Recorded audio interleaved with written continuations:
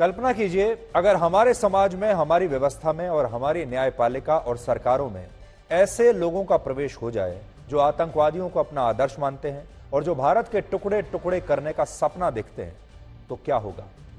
तो इस देश में वो होगा जिसकी शायद आपने कभी कल्पना भी नहीं की होगी। आज देश के 8 राज्यों में पीएफआई के 100 से ज्यादा ठिकानों पर इस हफ्ते की दूसरी बड़ी रेड हुई है और इस दौरान इस कार्रवाई में ऐसे लोगों को गिरफ्तार किया गया जो हमारे समाज में एक आम आदमी की तरह रह रहे हैं, जी रहे हैं और वो सब आपके आसपास है, लेकिन इनका मकसद भारत को अस्थिर करके, भारत के टुकड़े टुकड़े करके आईएस जैसे आतंकवादी संगठनों की मदद करना है और भारत में अगले 25 वर्षों में मुगलों जैसा इस्लामिक शासन लाने का ये सपना देखते हैं और उसी लक्ष्य को प्राप्त करने के लिए ये आगे बढ़ रहे हैं। आप आज इस नक्शे में ये देख पाएंगे कि पीएफआई के फुटप्रिंट्स लगभग पूरे भारत में अब फैल चुके हैं। उनका जो नेटवर्क है पूरे भारत में है।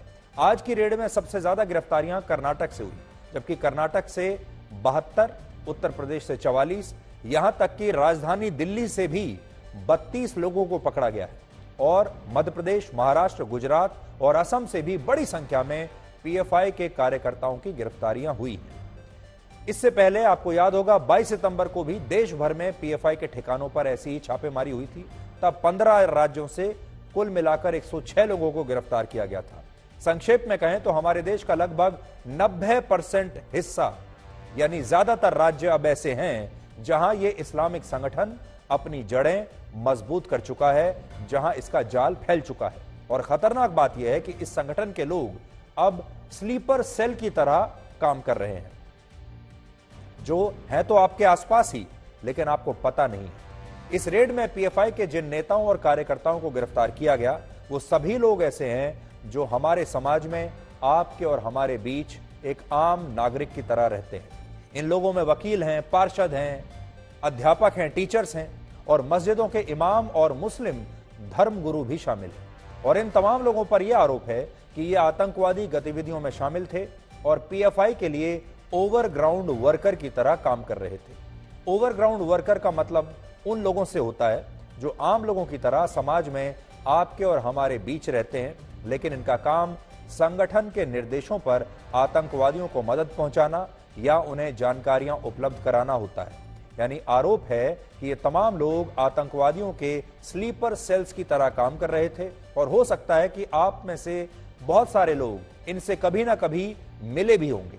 अब आप ये देखिए कि पीएफआई के निशाने पर कौन कौन था, इससे आपको ये समझ में आएगा कि इनके इरादे कितने खतरनाक हैं। पीएफआई के लोग प्रधानमंत्री नरेंद्र मोदी की हत्या करना चाहते थे और इसके लिए उन्होंने पटना में स्थित फुलवारी शरीफ की जगह को चुना था।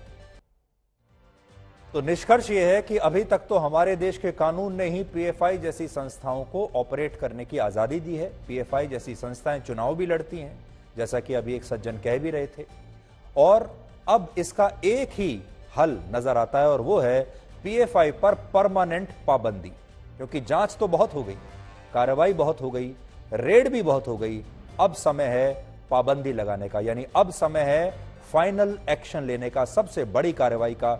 और वो कार्रवाई हो सकती है कि पीएफआई पर जल्दी से जल्दी बैन लगाया जाए, प्रतिबंध लगाया जाए, पाबंदी लगाई जाए, तब जाकर ये सारी चीजें, ये सारी गतिविधियां रुकेंगी। वरना पीएफआई एक बड़ी पॉलिटिकल पार्टी बन जाएगी एक दिन, इसका एक वोट बैंक बन जाएगा, इसके लोग चुनाव जीतकर भारत की विधानसभाओं में बैठना शुरू कर देंगे, संसद में बैठना शुरू कर देंगे। पार्षद तो ये पहले ही बनने लगे हैं और वो स्थिति ऐसी होगी जब इस पूरे गतिविधियों को रोकना लगभग असंभव हो जाएगा। इसलिए इसका एक ही सॉल्यूशन है कि एक ही कार्रवाई इस पर हो सकती है और वो ये कि पीएफआई पर जल्द से जल्द पाबंदी लगे। और जो हमें पता चल रहा है वो ये है कि शायद ये काम बहुत जल्द हो जाएगा, ये खुशखबरी आपको बहुत जल्द मिलेगी।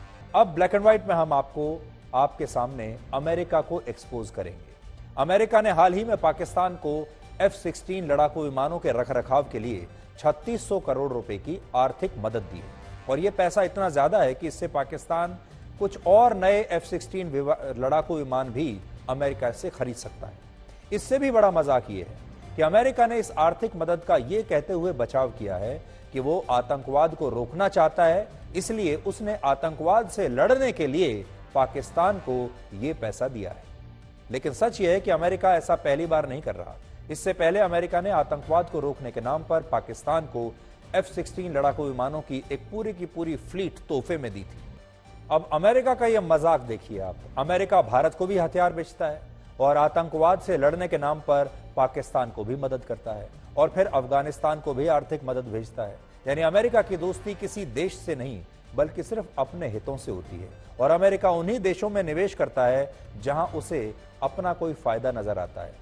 उदाहरण के लिए अमेरिका ने अभी पाकिस्तान को इसलिए मदद भेजी क्योंकि पाकिस्तान में अभी चीन और रशिया का काफी प्रभाव है। पाकिस्तान को पैसे की जरूरत है।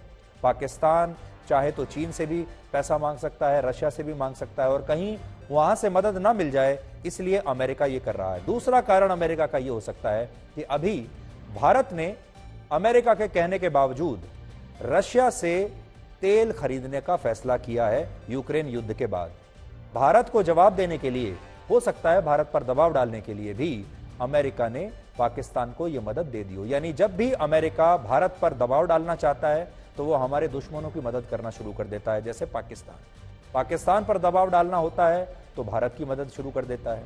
चीन पर दबाव डालना होता है तो भारत को मदद दे देता है।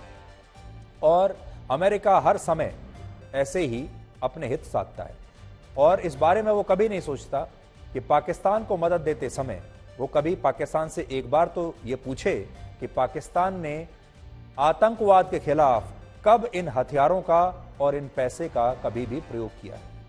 वर्ष देखिए, व्हाइट हाउस कहता है, अमेरिका कहता है कि हम पाकिस्तान के साथ भी वैल्यूज शेयर करते हैं, भारत के साथ भी हम वैल्यूज शेयर करते हैं। आज कोई इनसे ये पूछे कि पाकिस्तान के साथ अमेरिका कौन से सिद्धांत, कौन से वैल्यूज शेयर करता है, और उसने कभी अमेरिका से ये पूछा कि जो हथियार हम दे रहे हैं, जो पैसा हम दे रहे हैं, उसे पाकिस्तान ने कब, कहां और कैसे आतंकवादियों के खिलाफ इस्तेमाल किया है। एक तरफ अमेरिका आतंकवाद रोकने के लिए पाकिस्तान को पैसा लगातार देता जा रहा है, दूसरी तरफ अमेरिका का अपना मीडिया जम्मू कश्मीर के मुद्दे पर भारत के खिलाफ ही दुष्प्रचार करता है।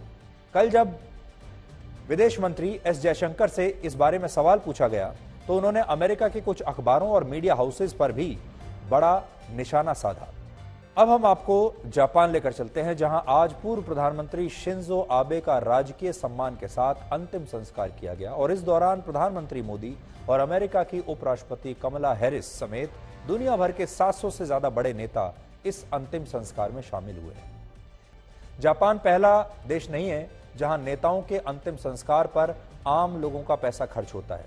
वर्ष 2004 में अमेरिका के 40वें राष्ट्रपति रोनाल्ड रेगन की अंतिम संस्कार पर सरकार ने आज के हिसाब से लगभग 3300 करोड़ रुपए खर्च किए थे। इसके अलावा उत्तर कोरिया के supreme leader Kim Jong Un के पिता के अंतिम संस्कार पर भी 325 करोड़ रुपए खर्च हुए। अमेरिका के 35वें राष्ट्रपति जॉन एफ कैनेडी के अंतिम संस्कार पर 122 करोड़ रुपए और ब्रिटेन के महाराजा किंग चार्ल्स III की पहली पत्नी प्रिंसेस डायना के अंतिम संस्कार पर भी आज के हिसाब से लगभग 45 करोड़ रुपए खर्च हुए थे। शिंजो आबे ने चीन के खिलाफ क्वाड संगठन को मजबूत करने का काम किया। अगर शिंजो आबे नहीं होते तो शायद क्वाड कभी सफल ना हो पाता। शिंजो आबे जापान में सबसे ज्यादा 9 साल तक प्रधानमंत्री रहे और इस दौरान उन्होंने जापान की नीतियों में बड़े बड़े बदलाव किए। चीन की चुनौती से निपटने के लिए अमेरिका और बाकी पश्चिमी देशों से अपने रिश्ते मजबूत किए। इसलिए आज जब चीन जापान की कूटनीतिक घेराबंदी कर रहा है तब जापान की ये जो फ्यूनरल डिप्लोमेसी है उससे जापान को बहुत फायदा होगा।